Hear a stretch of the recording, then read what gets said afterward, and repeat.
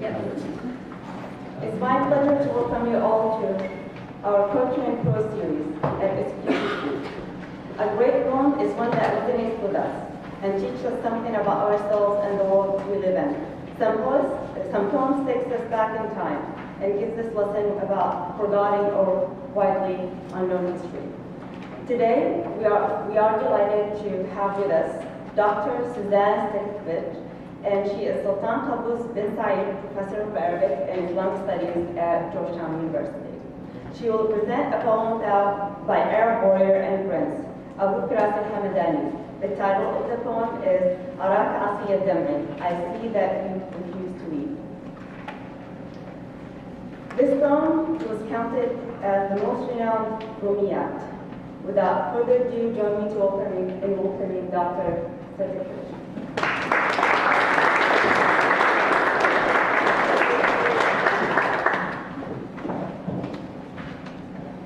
Tell me if you can hear me or not. The microphone's a little high for me.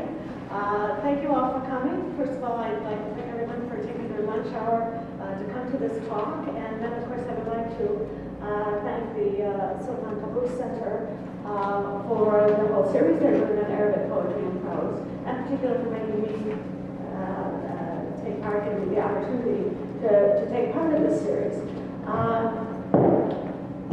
I was looking for a topic that would allow me to introduce my own personal passion to the rest of the world, and that is classical Arabic poetry. And in trying to choose something, I chose the poem we're looking at today, Arāka al-damʿi by Abu Firas Al-Hamdani, because it's one of the single most popular classical Arabic poems in the modern Arab world. A large reason for this is that Kulthum, the Egyptian songstress, made it famous for her performances, which are now recorded as well, primarily from the 1960s.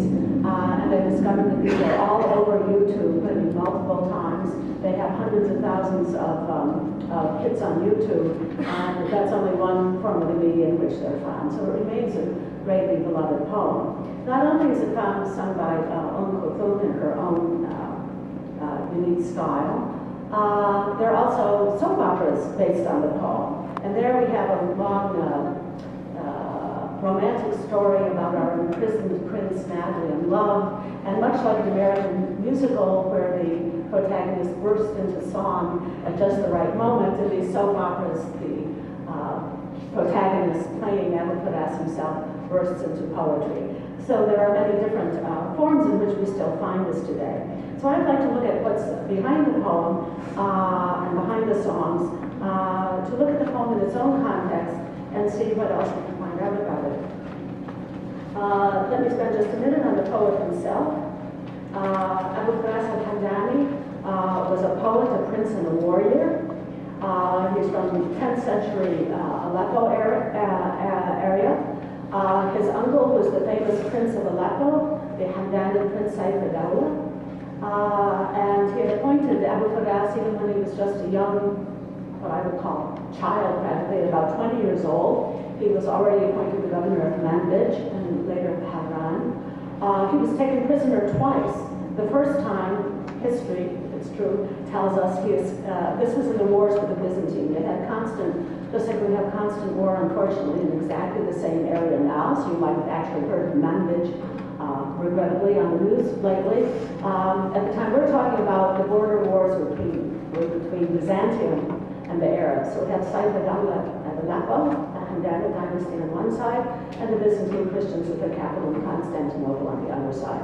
And virtually every year they had border wars or border skirmishes. So the first time Abu Firas was captured, we are told he escaped by jumping on horseback into the Euphrates and making his escape. The second time he was not so lucky. The second time, and we'll look at more of the details later, he was taken captive in battle, and being a prince and the nephew of the emir Sayf al-Dawlah, it was understood that Sayf al-Dawlah would pay his ransom, and pretty soon he'd be back in Aleppo, and presumably also back on the battlefield. Unfortunately, this did not happen. Sayf al-Dawlah refused to pay any ransom for him.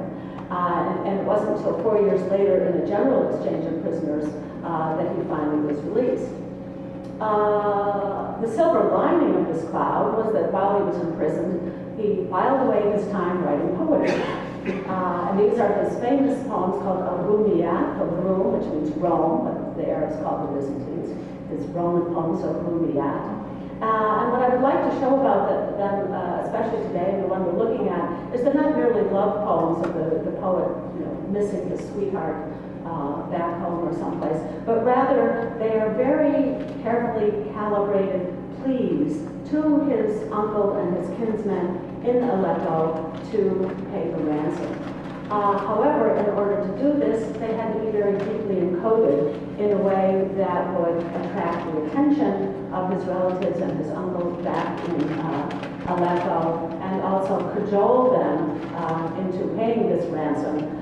Although some people say that this was the first poem he wrote upon his captivity, I disagree with that opinion, and we don't have any way factually of knowing.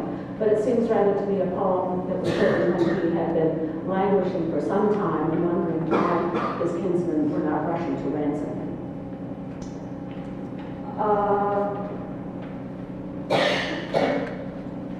What I would like to do, since Abu Firas was much more eloquent than I am, and he could rhyme, is to let the poem mostly speak for itself. It's very long, and there's no way I can go through all of the lines and have anything to say about them. But I'll focus on particular sections. I do have to say that the lines I left out are not because they're not as good. It's a poem that every line is a work of art. And you see this when you see Kulthum or others performing it. Repeat the same line 5, 10, even 15 times, or even phrases from the line, because each one is so beautiful and so moving and has so many levels of meaning.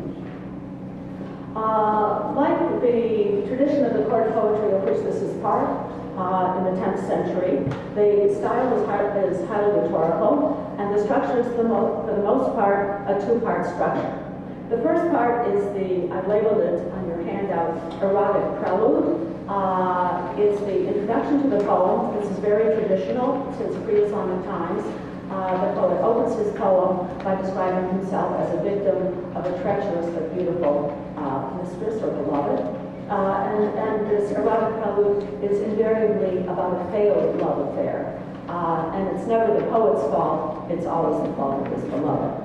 So we'll see him playing with this convention in the first part. And then the second part of the poem is what the Arab critics call the harab, or the goal of the poem. That the poems were very performative. They were either to praise your patron, to apologize for something. The poet always wanted to get something out of the poem. In this case, the second part is called fakhr al-iftihar, which we translate as boast. But the main point I really want to make today is it's not boast the way we think of it in the American sense of like boasting about how big your inaugural crowd is. No, this is really the poet trying, it's a poem of self-preservation, a time to regain his rank and status by convincing his kinsmen that he's worthy of the ransom payment. So this is not just braggadocio of some kind, but this is a carefully honed performance, a plea to say, I'm worth it, you really should ransom me. Okay, with that we'll look at the poem. So we open with the poet too proud to weep and have everyone know that he's a broken man. But he tells us at night, the passion burns right through his ribs. I see that your tears refuse to fall, and you are by nature steadfast. This is either the poet addressing himself or an imaginary person addressing him. I see that your tears refuse to fall, and you are by nature steadfast. But does passion wield no power over you to forbid or to command? Of course, I am filled with yearning and suffer the pangs of love. But a man like me does not broadcast his secrets. That's during the day. But when night weakens my resolve and I unclench passion's fist, and I humiliate those tears that were too proud to flow, with a fire so bright, when my passion and my thoughts ignited, it glows right through my ribs. Arāka, ʿaṣiyya al-damʿi, shimatuka as-sabru, amal al-hawa nafyun alayka, wala amru. Bala ana mushtaqun, wa ayni raw'atun, ولكن مثلي لا يذاع له سر إذا الليل أضواني لصقت يد الهوى وأذللت دمعا من خلائقه الكبر تكاد تضيء النار بين جوانحي إذا هي أكدها الصبابة والفكر تكاد تضيء النار بين جوانحي إذا هي أكدها الصبابة والفكر. So this is the poet describing his psychological state, and then he goes on to explain the reason why. The reason for this is the treachery of his beloved. And one of the beautiful things about this poem is his use of rhetorical devices that were popular in the period to describe the treachery of the beloved on the one hand and the loyalty and fidelity of the poet on the other. So in doing so, we see what's called an Arabic antithesis or tabak, a rhetorical device that he plays on. I preserved, but you let perish the love between us. You proved better at excuses than at loyalty. These days are nothing but pages whose letters are erased by the same hand that wrote them. So what does he mean by this? It's a beautiful metaphor. These days are nothing but pages whose letters are erased by the same hand that wrote them. It means you make the promises, you write them down, and the next day you erase them. So this is a metaphor for the fickleness and treachery of the beloved. Then I sold the ransom of that tender girl of the tribe who departed at morn. My love for her was my sin, her beauty my excuse. She furtively attends, and then we have another kind of contrast here. She furtively attends to what my slanderers say, while my ear is deaf to all who would defend her. حفظت وضيعت. I preserved and you lost. حفظت, this is line 6. حفظت وضيعت المودة بيننا. حفظت وضيعت المودة بيننا وأحسن من بعد الوفاء لك الغدر. وما هذه الأيام إلا صحائف بأحرفها من كف كاتبها رشد. بنفسي من الغادين في الحي غادة هوايا لها ذنب وبهجتها عذر. تروغ إلى الراشين فيها وإن لي لأذنا بها عن كل واشية وقر.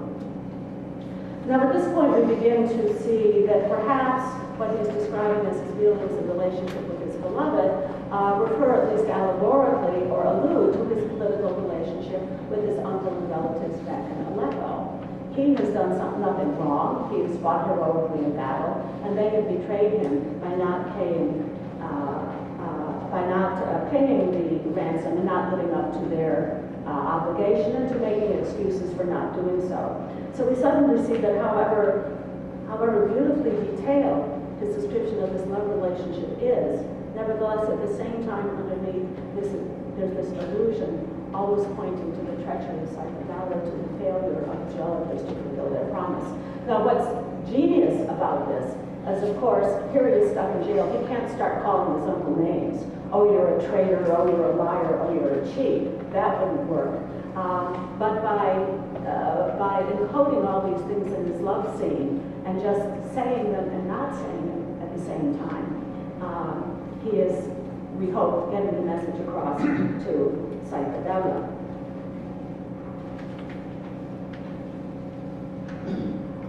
Some of the erotic prose is very, very intimate and passionate and moving, and other parts of it are rather lighthearted and flirtatious. And take a dialogue form, it's extremely charming, and those of you who know Arabic poetry may know the dialogue and love poetry from Udri, ghazal poetry. So the idea is not entirely new, but the use of it here is particularly charming. He goes back to the loyalty versus treachery, line 13. I was loyal, though sometimes loyalty can cause humiliation, to a girl in the tribe who was by nature treacherous. At times she was dignified, though youthful passion swayed her. At other times she frolicked like a frisky colt. She asked me, "Who are you?" though she knew full well, for who doesn't know a man like me? So I said what she and love wanted to hear. I am the one you slew. Which one? She replied, for there are many. وفيت وفي بعض الوفاء مظلة وفيت وفي بعض الوفاء مظلة بآنسة كالحي شنتها الخبر وقور ورعان السبا يستفزها فتعقل أحيانا كما يعقل المحر. تسائلني من أنت وهي أميمة وهل بفتى مثلي على حاله نكر؟ فقلت لها كما شاءت وشاء لها الهوى خطيبك. قالت أيهم فهم كثر. فقلت كما شاءت وشاء لها الهوى قتيلك. قالت أيهم فهم كثر. So we get this idea that she's playful and fickle. At the same time, it draws the attention away from the accusations of the earlier part. Once again, we have to skip a few beautiful lines. We'll go down to line 23. Here, has on the one hand, what's very common symmetry and metaphor in Arabic, and that's the comparison of the beloved to a gazelle. So in Arabic poetry, anytime you read about a gazelle, it's probably the beloved, and anytime you read about the beloved, it's probably a gazelle. But he does this very touchingly in a very beautiful scene, and describes the gazelle as it comes close at one moment and shies away at another moment. And of course, this is the perfect metaphor for the behavior of the beloved. Not only is she beautiful like the gazelle with the gazelle-like eyes, but she teases him by coming close to doing what he wants and then drawing back and refusing. These are just a couple lines here. So I submitted once more, this is 23. So I submitted once more to the rule of fate and to her rule. Hers is the sin, which will never be punished. Mine the apology. Once more we can see the parallels between this situation and the political ones. Sayf al-Dawlah is the sin of not paying the ransom, and no one's ever going to punish him for it. And our poet, who is out fighting heroically for him, is the one who's forced to make all sorts of excuses about himself. But here, apparently still the beloved. Hers is the sin, which will never be punished. Mine the apology. As if I were trying to call from across the soft earth at the wadi's mouth, a tawny gazelle, a tremble with fear. Now starting with fright, then drawing near, as if to call her wobbly fawn in the wadi's bend. So on the one hand, he's talking about his love relationship. On the one hand, Sayf al-Dawlah. If I press too hard, maybe I'll make him mad. If I don't press enough, he won't realize how serious the situation is.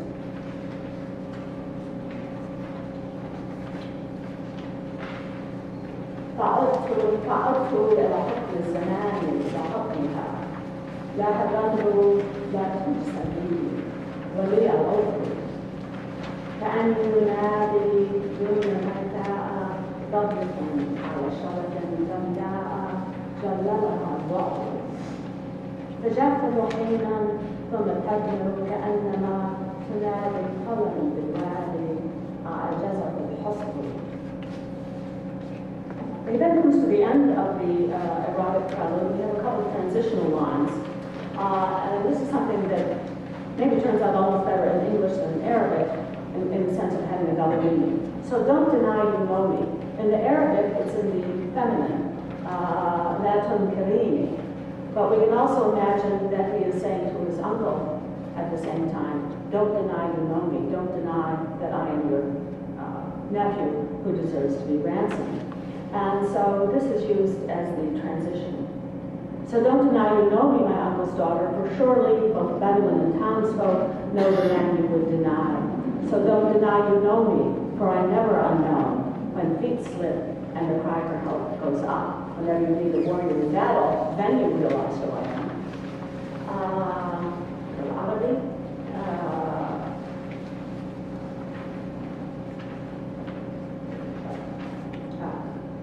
فلا تنكريني يا ابنة العم إنه لا يعرف من أنكرته البذل والحضر فلا تنكريني إنني غير منكر إذا زلت الأقدام واستنزل النصر فلا تنكريني إنني غير منكر إذا زلت الأقدام واستنزل النصر.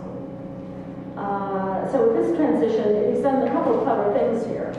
Again, he seems to be alluding to his relatives in Sayf and Aleppo on the one hand, while addressing the girl. And at the same time, it's almost a rhetorical question. He says, don't deny you know me full well. That it also sets the stage for him to then go, in the second half of the Fakhr al-Boast section, to explain who he is. I'm the one that when you need a warrior to go to battle, then you know who I am. So with this, he begins the boast section. As I mentioned before, my idea about this, above all, that as the member of the heroic warrior aristocracy, he wants to describe himself as being a worthy warrior, a worthy aristocrat for whom ransom should be paid. So on the one hand, it's a very personal description of himself and his accomplishments. However, in doing this, he is setting out all the virtues of the Arab Islamic warrior aristocracy, which are rooted in pre-Islamic poetry and all the way up to his period, and certainly to a large extent even into our own day. So in other words, the question is, why am I worth the ransom? Here's why. For I am the one who leads every battalion accustomed to victory and never forsaking it. For I am the one who attacks in every dreaded land, full of hostile glances for those that alight there. And one of my favorite lines, I go thirsty until the swords and spears have quenched their thirst. I go hungry until the vulture and wolf have had their full. Often have had their fill. So what we have here in line 30 is one of the most an extremely intensive and graphic image of battle. One of the commonplace tropes of battle in Arabic is that the swords and spears are thirsty, and the warrior, by taking them to battle, gives them to drink of the enemy's blood, thereby quenching their thirst. The other most graphic image of the defeat of the enemy is the corpses of the enemy on the ground being eaten as carrion by vultures and wolves. So he has something that could have been 20 or 30 lines of battle poetry condensed into one very powerful line. And by I go thirsty, I go hungry, he means I don't leave the battle until the swords and spears have finished their work and until the enemy is dead and the vultures and wolves are eating them. In other words, he didn't get captured because he was a coward who surrendered, as we will see later, but he never leaves the battle until the very end. And for those of you who know Arabic, what's so powerful here is this repetition and the use of the fa'al form for the intensive form. فإني لجرار لكل كتيبة مؤودة أن لا يخل بها نصر وإني لنزال لكل مخوفة كثير النزال النبر الشطر. So وإني نزال وإني جرار. And then one of my favorite lines. فأظمأ حتى ترتوي الظليل والقمر وأسخر حتى يشبع الذئب والنسر. فأظمأ حتى ترتوي الظليل والقمر وأسخر حتى يشبع الذئب والنسر.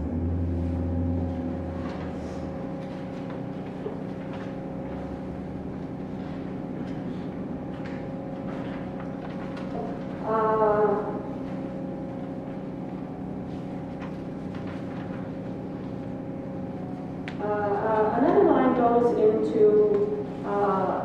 a non-battle description, a couple lines to a non-battle description of what it means to be a member of the warrior aristocracy. And in that respect, the greatest virtue of the Arabs from pre-Islamic times until the present is the virtue of karam, that is generosity. And so we actually have in lines 36 and 37 old virtues that go back as far as the pre-Islamic period. And the aristocrat, the warrior, the Sayyid of his tribe is, first of all, one who's not corrupted by money. He doesn't get proud and arrogant when he's wealthy and powerful, on the one hand, nor if he loses all his money and he's poor, he still maintains his dignity and above all maintains his generosity. Now, interestingly, I translated this poem a long time ago. Line 36, where it says, wealth with its splendid robes, sort of nice metaphor, the splendid robes of wealth, have not corrupted me. But the term he actually uses in Arabic is mulkhi, from Afiya, a tyrant. Wealth and power do not make me a tyrant. I still remain a noble and generous man. Nor has want. So, wealth with its splendid robes, I can't even speak English anymore.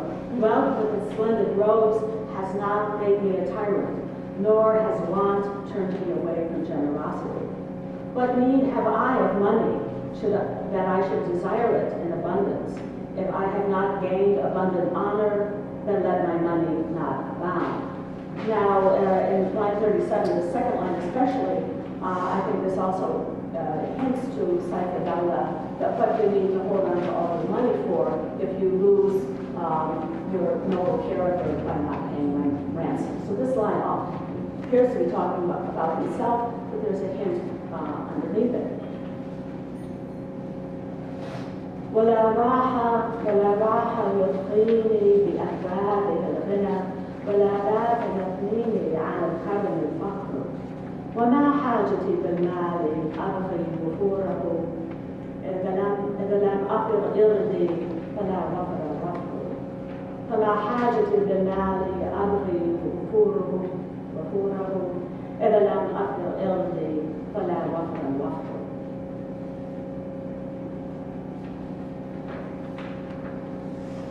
An extremely important part of his argument, as I already mentioned once before, is demonstrating that he was not taken prisoner because he was a coward and gave up easily, but just the opposite. He actually fought until all his weapons were broken and he could fight no more, as we'll see in some of the coming lines. So he sets up the scene of his captivity to make himself look like a warrior hero that he would like his relatives to consider him to be. So line 40, describing the battle, my closest comrade said, flee or die. What a choice, I replied. Even the sweeter one is bitter. I would rather take the blameless path and fight. I'll take my chances and either be killed or, if I'm lucky, captured. They said to me, you have traded away safety for death. By God, I replied, I have not lost in the exchange. And what does he mean by that? By God, I replied, I have not lost in the exchange, meaning I may lose my life, but I'll gain and preserve my honor. So again, we have the dialogue form that we saw in the short passage from the first section of the poem, but here we have it in the battle section of the poem. وقال 42 وقال أصحابي الكرام وأبردة فقلت هم أمران أحلاهما مر ولكنني أمضي بما لا يعيبني وحسبك من أمرين خيرهما الأسر يقولون لي بعت السلامة بالردى فقلت أما والله ما نالني خسر يقولون لي بعت السلامة بالردى فقلت أما والله ما نالني خسر. He continues a few lines later, also describing his being captured. And again, we see that he describes himself in completely heroic terms. My captors obliged me, he may even do this ironically, by not stripping me of my gear. It's usually to strip someone of his battle gear. But I couldn't really do this. Why? He said, for I had nothing but my battle garb soaked red with their blood, and the hilt of my sword, whose blade was broken off in their flesh, and the shaft of my lance, whose point was broken off in them. This is 46 and 47. يمنون أن خلوا ثيابي وإنما علي ثياب من بنائهم حمر. مرة أخرى يمنون أن خلوا ثيابي وإنما علي ثياب من بنائهم حمر. وقائم السيف فيهم من دق نصره وأعقاب الرمح فيهم حطم الصبر.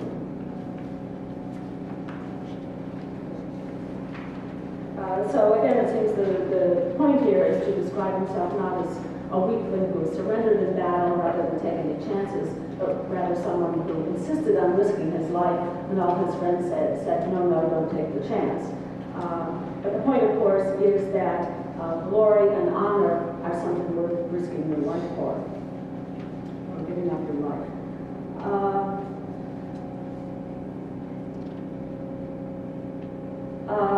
And so he continues on this theme in lines 49 and 50, talking about how he risks his life. If I live, if I survive this battle, if I live, I'll be at their side with my attack. We started 48. My tribe will remember me when trouble breaks out. My tribe will remember me when trouble breaks out. For in the darkest night, the full moon is missed. In other words, you don't miss a great hero until you really need him, just as you don't miss the moon until it's a moonless night. My tribe will remember me when trouble breaks out, for in the darkest night, the full moon is missed. If I live, I'll be at their side with my attack they know so well, the spears, the blades, and the slender bones. And if I die, well, every man must die, though his days be many and his life stretch long.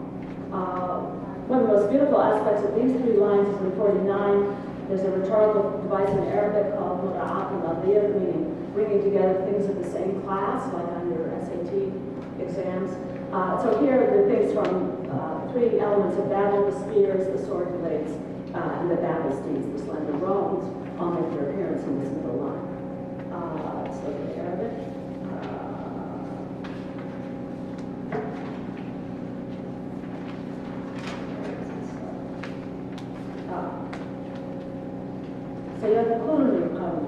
سيذكرني قومي إذا جد جدهم وفي الليلة الظلماء يفتقد الذكر. سيذكرني قومي إذا جد جدهم وفي الليلة الظلماء يفتقد الذكر.